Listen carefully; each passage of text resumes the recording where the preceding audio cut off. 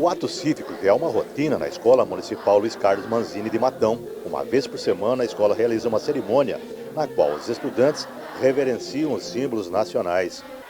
O ato cívico, com foco na Inconfidência Mineira, contou com a participação de estudantes do ensino fundamental 1 e 2, professores e funcionários da escola.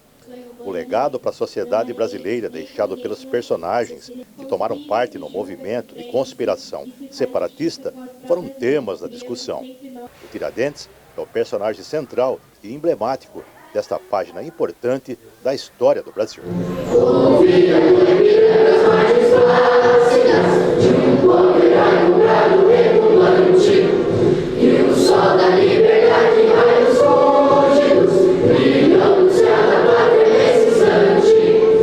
Se todos quiserem, poderemos fazer deste país uma grande nação.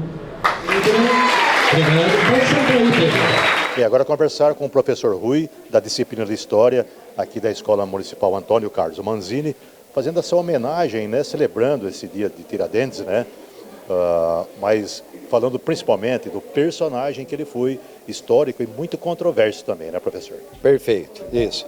Controverso, mas nem por isso menos celebrado, tá?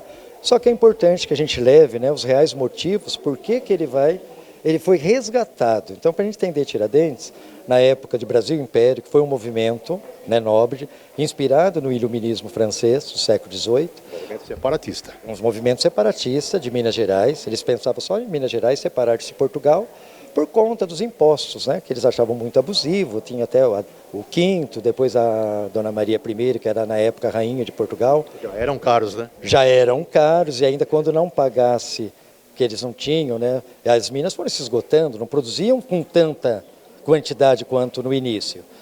E como eu falei, né, aqui com eles, naquele século, Portugal atravessou, né, uma crise por conta do terremoto, então eles precisavam arrecadar mais dinheiro ainda para reconstruir, né, o país de Portugal. E, enfim, quando não atingisse a quantidade que eles esperavam da arrecadação do ouro, eles lançavam a derrama. A derrama era o quê? Se você não tem o ouro para pagar, você vai contribuir com cabeça, que na época de negros era, infelizmente, escravos, tido como mercadorias. Vocês vão fornecer escravos, prataria, cristais, cavalos, o que tiver na fazenda. Boi era desse formato. E aí, então, foi um grupo elitista, né, de fazendeiros, donos de minas, comerciantes, alguns religiosos, poetas, intelectuais, que se uniram para conspirar contra a coroa nesse movimento, inspirado até no processo de independência do Haiti e também inspirado no processo de independência das 13 colônias dos Estados Unidos que tinham.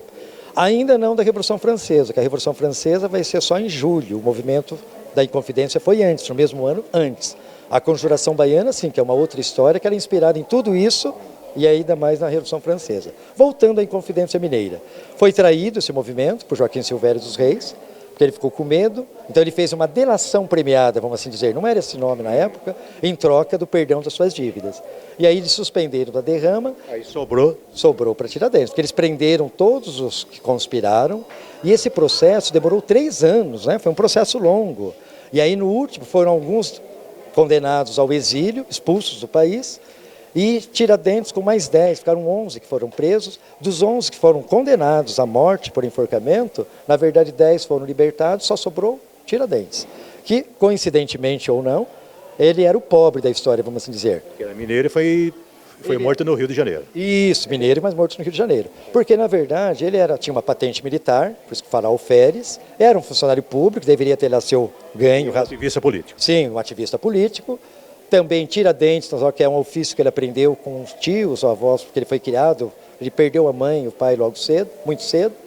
Então, ele tinha esse ofício Tiradentes, nas horas vagas que tem, e aí ele foi condenado à morte. Foi morto por enforcamento no Rio de Janeiro, e o corpo todo foi esquartejado, né? Tem um quadro, né, que representa muito isso, esse horror do esquartejamento dele, que os pedaços foram pela estrada que ligava o rio a Vila Rica, atual Ouro Preto, e a cabeça exposta para que servisse de exemplo, que qualquer um que ousasse contra a coroa teria aquele mesmo fim. Usaram como um bode expiatório. Exatamente, como um bode expiatório. E a palavra, né, o nome Tiradentes, durante o período todo do Império, era um nome não grato, era um nome proibido. Por quê? Atentou contra a rainha. Depois a família real veio para o Brasil em 1808. Dom João... Abafaram o caso. Não, e era exatamente, não podia se falar, porque ela era avó de Dom Pedro, e bisavó de Dom Pedro II. Então esse nome que era proibido, que foi amaldiçoado, né, até a quinta geração, né, filhos, netos, bisnetos, Tiradentes, Foi ressuscitado. foi, exatamente, ele foi, como se diz, reconstituído, quando por ocasião da República, que marca o fim da monarquia do Brasil Império, precisava de uma figura. Vamos achar um herói. Herói, exatamente. Aí acharam na figura de Tiradentes, né, como um herói daquele que lutou pela independência, ainda que só do estado de Minas Gerais. Ele passa a ser, então, uma personalidade da República. Professor Rui, até acho que a própria representação dele é uma... Sim. É uma criação. Sim, também, exatamente. Né? Tem vários artigos, né, de historiadores que escrevem a respeito. Isso não tira, a gente não vai tirar a celebração, a importância do movimento, jamais. Só que é só um questionamento que todos alegam que ele jamais poderia ter essa representação, que lembra muito a figura de Jesus Cristo, né?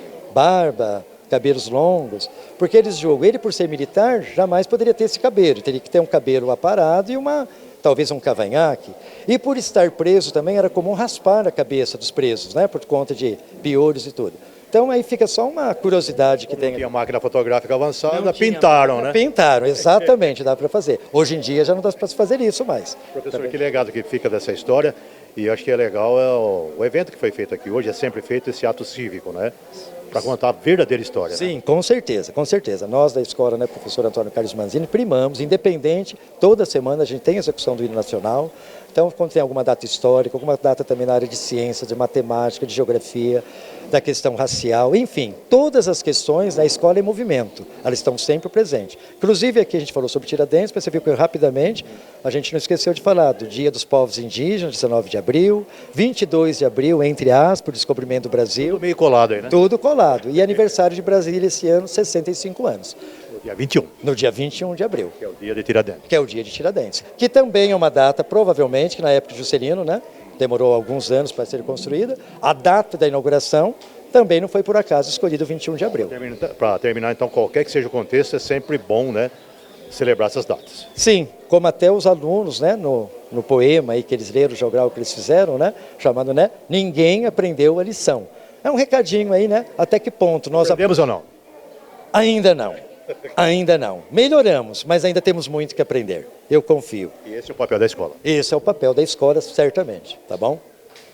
Cada letra poética minha é ensino inconfidente, onde ninguém aprendeu a lição e se valoriza o pior para a nossa nação.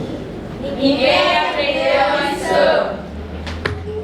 Todo o peso dos poderosos sempre é colocado no ombro da população e nos tornamos sem reação. Ninguém aprendeu a lição.